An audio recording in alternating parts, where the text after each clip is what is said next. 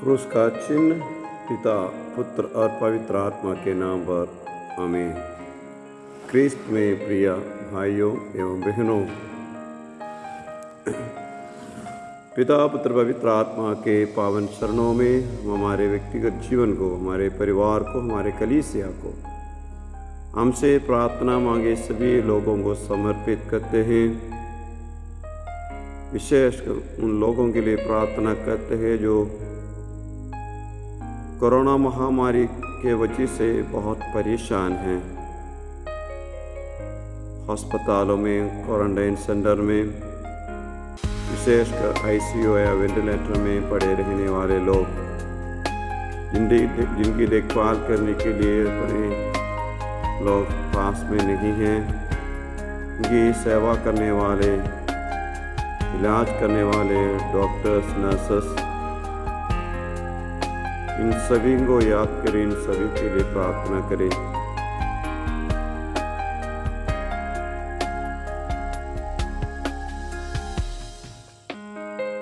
माँ मरियम की विशेष मध्यस्थ हम प्राप्त करें। ये माँ मरियम, हम सब आपके पावन चरणों में आपके मध्यस्थता के लिए आए हुए हैं। हमारी प्रार्थनाओं को स्वीकार कीजिए। प्रणाम मरियम, कृपा पूर्ण प्रभु तेरे साथ है, धन्य तो स्त्रियों में धन्य तेरे गर्भ का फलेश।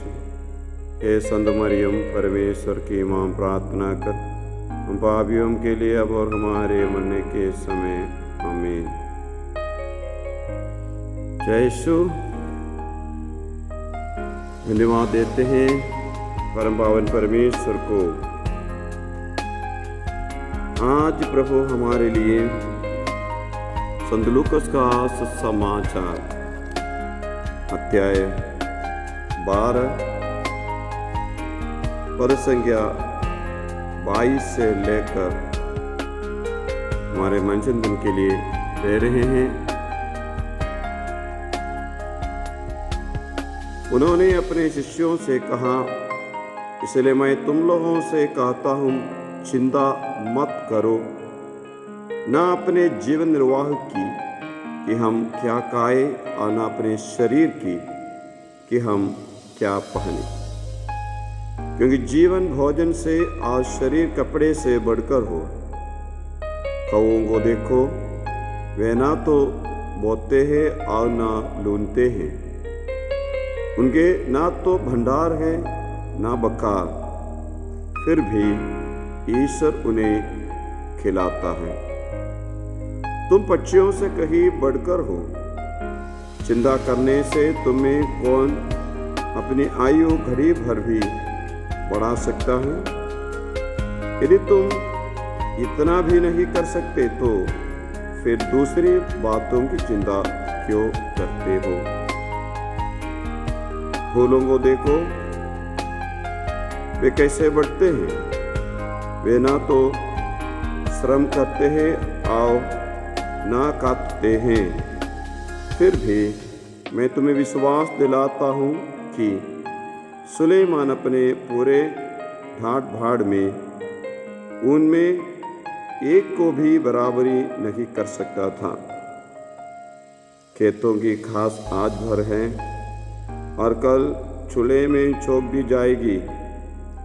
उसे भी यदि ईश्वर इस प्रकार सजाता है तो अल्प विश्वासियों, वह तुम्हें क्यों नहीं पहनाएगा?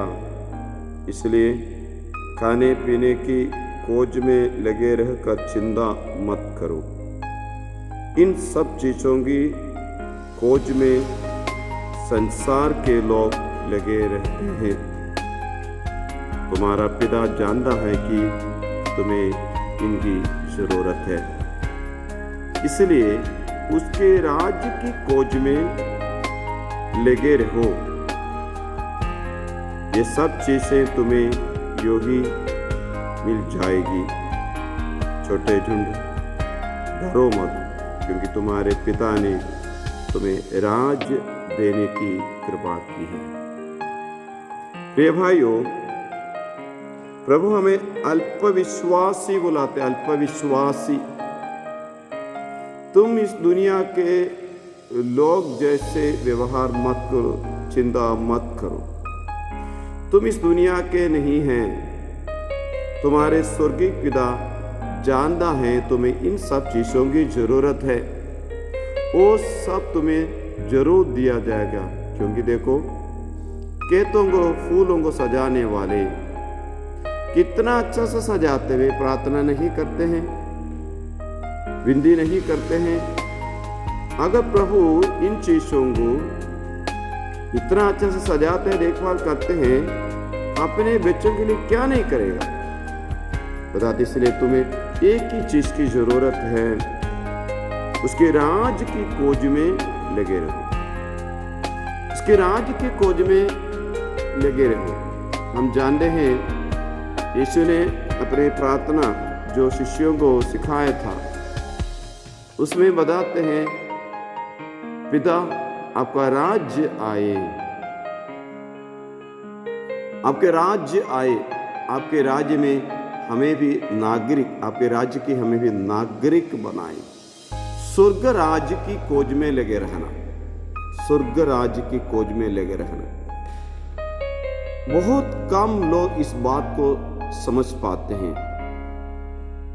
मेरे सारे चिंताओं को इस दुनिया से अलग करके हटा के ईश्वरीय बातों में लाना चाहिए। स्वर्ग के राज्य की, स्वर्ग राज्य की खोज में लगे रहना। एक बार प्रवचन में मैंने बोला था, आदम और हेवा ने पाप करने की वजह से दो राज्य की स्थापना हुई, ईश्वर का राज्य और इंसान का राज्य। ईश्वर का राज्य और इंसान का राज्य। पाप में डूबे इंसान आज स्वर्ग राज्य के खोज में लगे रहते हैं। लेकिन कुछ विश्वासियों को या कुछ लोगों को ये बात पूरी तरह से समझ में नहीं आई। वे इस दुनिया में, इस दुनिया के शीशों के खोज में लगे रहते हैं। तब यीशु आता है हमारे सामने, हमारे जीवन में आके बताते, नहीं, इन बातों पर चिंता मत करो, इन बातों की चिंता छोड़ो, तुम ईश्वर का राज्य के खोज में लगे रहो। तुम्हें शांति मिलना है, तुम्हें आनंद जीवन मिलना है, तो तुम्हें स्वर्ग राज्य के नागरिक बनना है। स्वर्ग राज्य के नागरिक जानते हैं, अपने भारत देश से बहुत सारे लोग विदेशों में जाते हैं और यहाँ से लोग छत्तीसगढ़ के या आंध्रा से और कलकत्ता से, बंगाल से लोग केरल में, हैदराबाद में, बड़े बड़े शहरों में नौकरी की तलाश में जाते हैं। कारण क्या है? यहाँ जितना मिलता है उसे अधिक संपत्ति कमाने के लिए, अधिक संपत्ति के लिए जाते हैं। यीशु बोलता है अधिक संपत्ति के खोज में जरूर रहना, लेकिन अधिक संपत्ति कहाँ मिलेगा? अधिक संपत्ति स्वर्ग राज्य में मिलेगा। और तुम्हारा संपत्ति क्या होगा? तुम्हारा संपत्ति ईश्वर है, तुम्हारा संपत्ति ईश्वर है।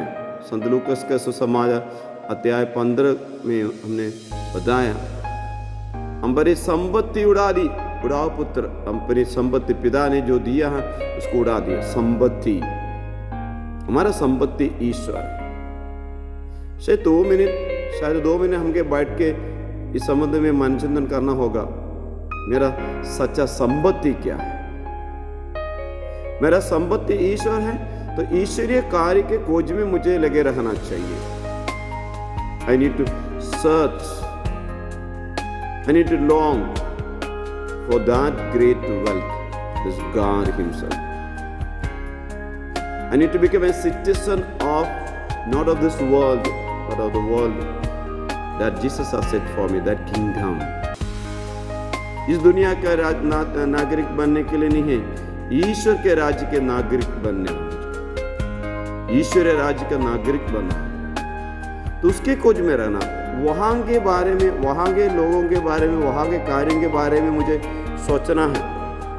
स्वर्ग राज्य के बारे में, माँ मरियम के बारे में, स्वर्गवासियों के बारे में, वहाँ क्या क्या मुझे मिलता है, वहाँ के लोगों के संगति में रहने के लिए मुझे सपना देखना चाहिए। स्वर्ग राज्य के निवासियों के, मैंने स्वर्गवासियों के बारे में सोचना है। उनके संगति में रहने का, उनके साथ प्रार्थना करने का, ईश्वरीय कार्य करने की बातों को मेरे मन में अभी से मुझे लाना चाहिए। इस पवित्र वचन के प्रति हम धन्यवाद दे परमेश्वर को और बोलिए, प्रभु जी मुझे आशीष दीजिए, मैं इस दुनिया के खोज में नहीं, आपके स्वर्ग राज के खोज में लगे रहने वाले व्यक्ति बन जाओ।